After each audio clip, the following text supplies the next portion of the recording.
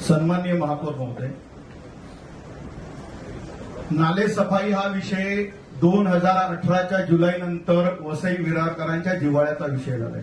कारण 2018च्या जुलैमध्ये संपूर्ण वसई बुडाली आणि त्याच्यानंतर निरी IITचा अहवाल आला, त्याचा अंतिम अहवाल आला, त्याच्यावरती काय कारवाई झाली याच्यावरती सातत्याने चर्चा झाली आणि मग नाले सफाईचा विषय हा प्रत्येक जो नागरिक आहे, लोकप्रतिनिधी आहे, हा प्रत्येकाचा जिव्हाळ्याचा विषय झाला. आता या ठिकाणी नाले सफाईसाठी 18 कोटीच्या मंजुरीसाठी आपण प्रस्ताव प्रशासनाने आणलेला आहे. महापौर महोदय, मी या संदर्भात जे संबंधित अधिकारी आहेत त्यांना विचारणा केली की ही 18 कोटी रक्कम आली कुठून, याचा थोडासा आम्हाला तपशील द्यावा, परंतु तपशील आम्हाला आजपर्यंत मिळालेला नाही. नाले सफाईच्या संदर्भात ऑडिट रिपोर्टमध्ये वारंवार अनेक सूचना केलेल्या, अनेक गंभीर सूचना केलेल्या आहेत. म्हणजे आपला लोकल फंडाचं जे ऑडिट आहे, लोकल फंडाच्या ऑडिटमध्ये 2018-19 आणि 20-21 पर्यंतचे जे ऑडिट आहे त्याच्यामध्ये एक त्यांनी छोटासा नोंद दाखवलेली आहे. त्याच्यामध्ये त्यांनी सांगितलेलं आहे की म्हणजे त्यांनी महापालिकेला जो खर्च करावा लागतो त्याचं विवरण दिलं आहे आणि वरीलप्रमाणे खर्च पाहता मनपास मोठ्या प्रमाणात यंत्रसामुग्री भाडे अदा करावे लागत आहे. याबाबत मनपाने यंत्रसामुग्री विकत घेण्यासाठी किती व भाडे करार करण्यासाठी किती खर्च येतो याबाबत अभ्यास करून खर्चात बचत होत असल्यास त्या भाडे तत्वावर मशिनरी घेण्याऐवजी मशिनरी विकत घेऊन भाडे तत्वावर दिल्यास फायदा होऊ शकतो असे लेखापरीक्षकाचे मत. याच्यामध्ये त्यांनी एक प्रमाणक दिलेलं आहे. त्याच्यामध्ये त्या प्रमाणकामध्ये 2020चं प्रमाणक आहे. त्यांनी ओंकार कन्स्ट्रक्शनला 17/4/2019 ते 10/6/2019 या कालावधीत एक्स्कवेटर आणि तराफ्यासह याचा 38 दिवस वापर केला आणि त्याचं 38 लाख रुपये भाडं दिलं आणि त्याच्या अगेन्स्ट मध्ये त्या सेम मशीनची मार्केट व्हॅल्यू आहे 36 लाख रुपये. 38 दिवस वापरलेल्या मशीनची किंमत आहे 36 लाख रुपये. आणि याच विषयावरती महापालिकेला त्यांनी महापालिकेच्या संबंधित विभागाला सांगितलंय की याचा अभ्यास करा. कोणी अभ्यास केला? मी मागतोय की तुमचं भाडं किती आहे ते सांगा, आम्हाला त्याची किंमत काढू दे. परंतु महापालिका प्रशासनातले जे अधिकारी आहेत 19 कोटीचं 20 कोटीचं कोटीच्या कोटी उड्डाणं. अरे परंतु हा जनतेचा पैसा आहे, हा आपण खर्च करताना ऑडिट कशासाठी करतो? सीएजीच्या ऑडिटचे रिमार्क आहेत, लोकल फंडाच्या ऑडिटचे रिमार्क आहेत. कुठल्याच विषयाला तुम्ही विषय गांभीर्याने घेणार नाही, कुठल्याच विषयाला गांभीर्य. लोकांचे मुळात त्यांनी त्याच्यासोबत एक अजून रिमार्क मारलेला आहे की तुम्ही जे गाळ काढण्याचा विषय आहे, हा गाळ जो त्या क्युबिक मीटरमध्ये जेवढा गाळ काढला त्या प्रमाणात पैसे द्यायला पाहिजेत. पण आपली पद्धत काय तर तासावारी.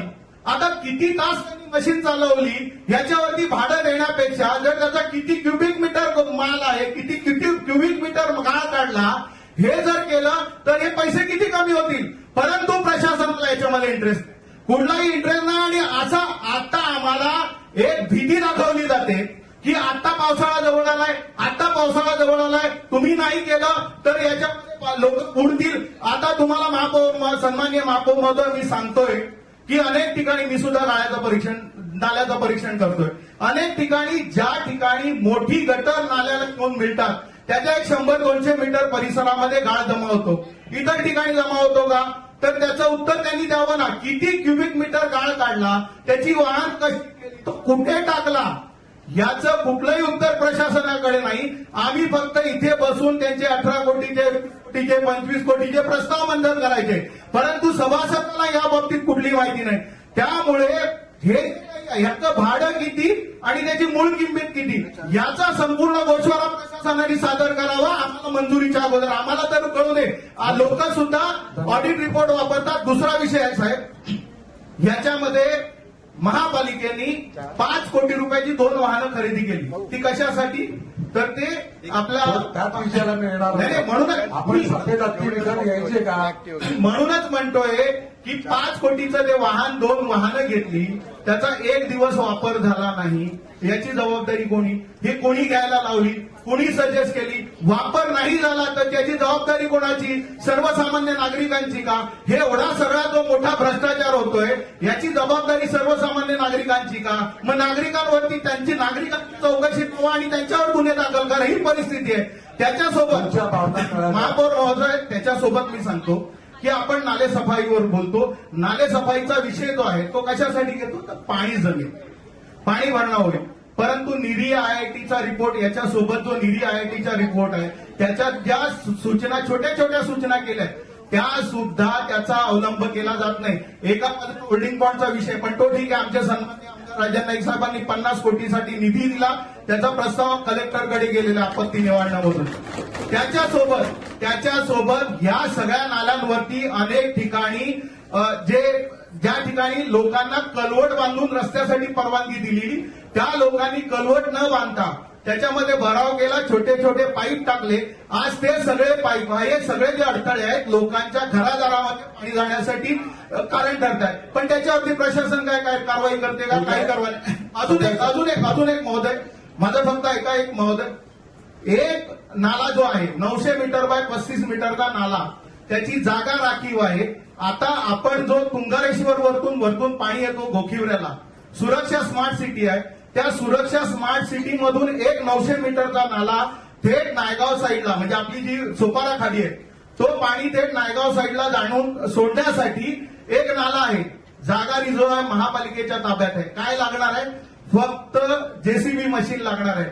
कारण तुम्ही जी माती काढली तर बाजूला ती ठेवण्यासाठी जागा पण आहे. आपले जे कार्यक्षम अधिकारी आहेत, आता डेप्युटी इंजिनियर सूर्यवंशी वगैरे, या सगळ्यांच्या पाठी लागून झालो, लेखी पत्र दिलं.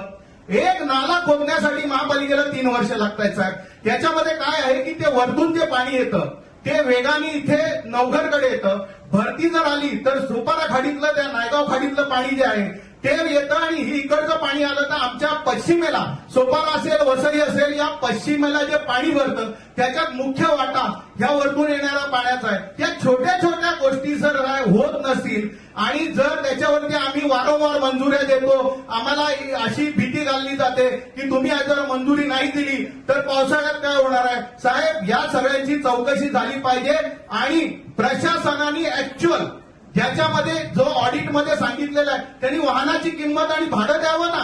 18 कोटी कुठल्या आधारे तुम्ही आला? त्यामुळे या सगळ्या विषयावरती गांभीर्याने चर्चा विषय हवा आणि त्यामुळे अशा 18 कोटीला आमची मंजुरी नाही. धन्यवाद.